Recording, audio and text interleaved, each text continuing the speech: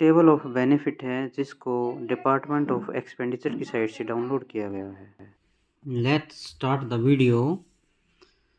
Calculation of insurance payment of an employee of superannuation on.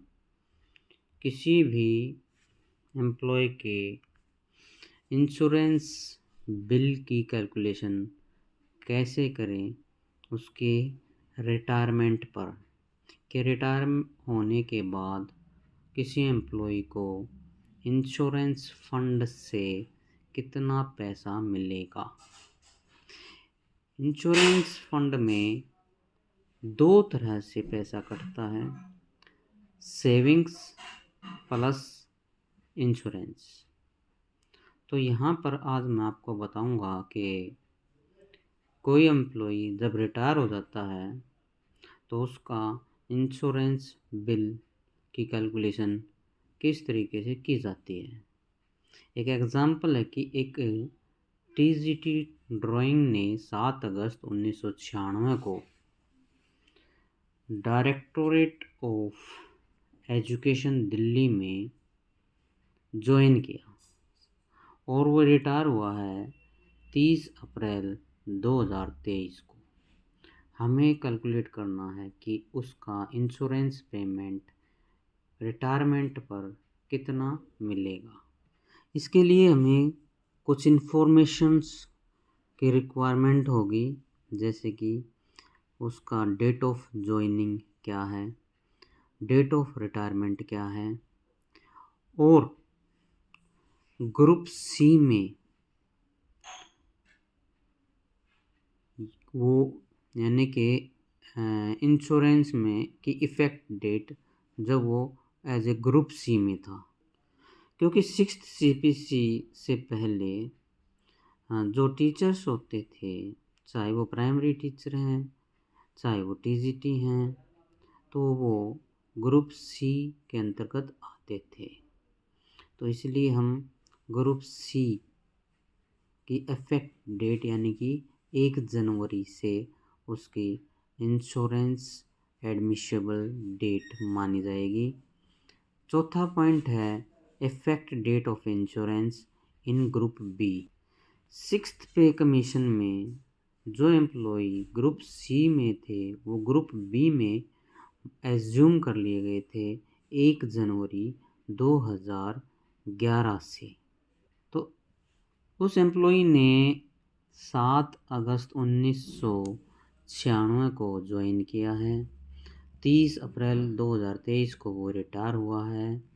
और क्योंकि उसने 1996 में ज्वाइन किया है तो उसका CGEGI यानी कि जनरल इंश्योरेंस में एडमिशन डेट 1 जनवरी 1997 होगा यदि उसने 2 जनवरी के बाद ज्वाइन किया है उस वर्ष में।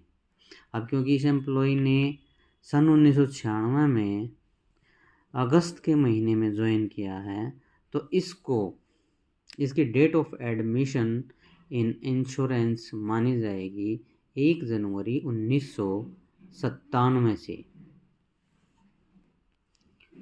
ग्रुप बी में उसकी कैलकुलेशन होगी 6th CPC के अकॉर्डिंग 1 जनवरी 2011 से।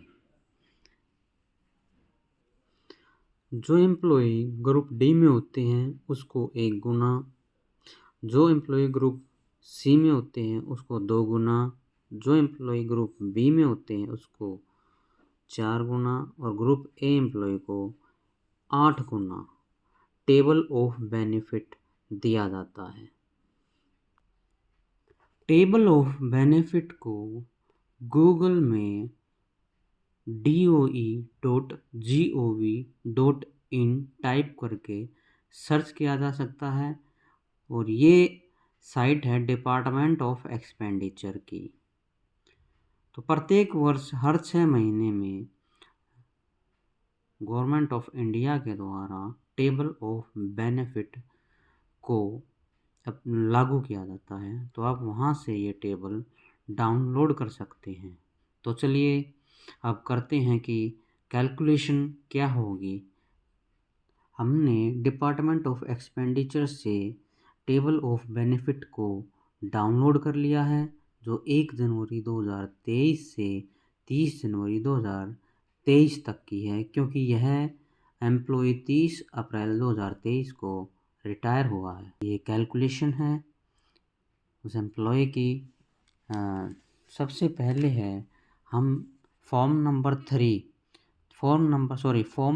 13 को भी डिपार्टमेंट ऑफ एक्सपेंडिचर से ही डाउनलोड किया जा सकता है और उसके अकॉर्डिंग ये इन टेबल्स को भरा जाता है कि ज्वाइनिंग की उस एम्प्लॉई ने 7 अगस्त 1996 को और CGI स्कीम में वो आएंगे 1 जनवरी 1997 से। क्योंकि TGT थे तो उस समय ग्रुप सी में हैं और रेट ऑफ मंथली कंट्रीब्यूशन उस समय था 20 रुपये सेविंग में और 10 रुपये इंश्योरेंस फंड में जाते थे। तो इस तरह से 30 रुपये पर मंथ कटते थे। पीरियड इनका माना जाएगा 1 जनवरी 1997 से 30 अप्रैल 2023 तक।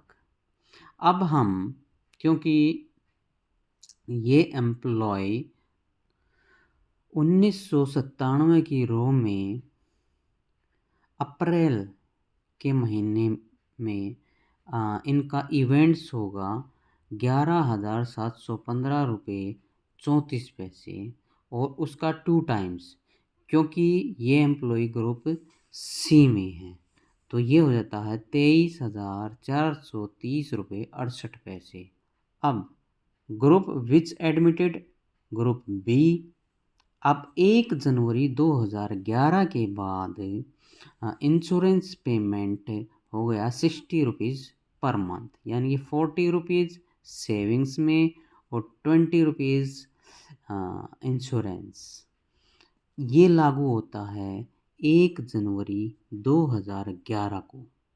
तो इनका कैलकुलेशन होगा 1 जनवरी 2011 से 30 अप्रैल 2023। तो इवेंट्स होगा इसके सामने 2,586 रुपये 60 पैसे इंटू 2 गुना 4 इसलिए नहीं किया गया क्योंकि वो 2 गुना इस पीरियड का पहले ले चुका है और 2 गुना यानी कि ये 4 गुना माना जाएगा। तो ये हो जाता है 5,173 रुपये 20 पैसे। इन दोनों को हम जोड़ देंगे तो उस एम्प्लॉय को मिलेंगे 28,603 रुपये। तो ये था कि हम किसी भी एम्प्लॉय का जो रिटायर होता है उसका इंश्योरेंस फंड की कैलकुलेशन कैसे की जाए। धन्यवाद। तो इसी तरह की और वीडियोस मैं डालता रहूँगा।